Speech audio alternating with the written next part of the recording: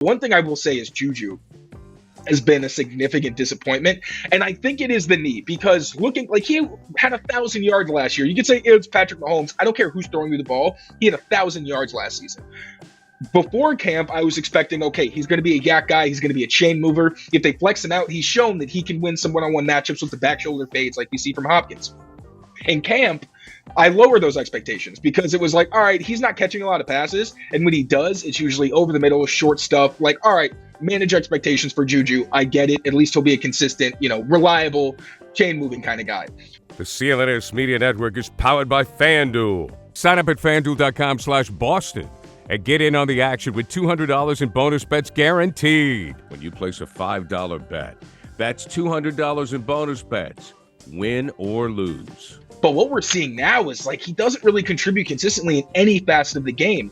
And that's where maybe I was wrong, but also he doesn't look like the same player that we saw last season. I think that's been huge, where Kendrick Bourne, you were hoping, took a step forward. Devontae Parker, you're hoping, becomes a big play threat. And I was surprised he didn't get more opportunities downfield. That was kind of weird to me, considering Mac was doing that for a lot of people. He had the one, and I'm not sure if he stopped running. I heard people saying that, or if it was just a bad ball. Right.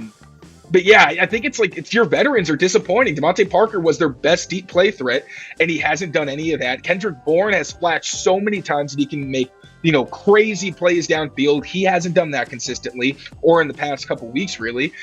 And then again, Juju is not really doing much of anything, and even getting called for a bad penalty on a block that helped contribute to a sputtering drive early on. So, we have to rely on the young guys, but the veterans need to step up and do what they've been expected to do. That's why I was confident that this would be at least a top 12 offense that didn't make mistakes. But, fewer mistakes today, but the execution wasn't good.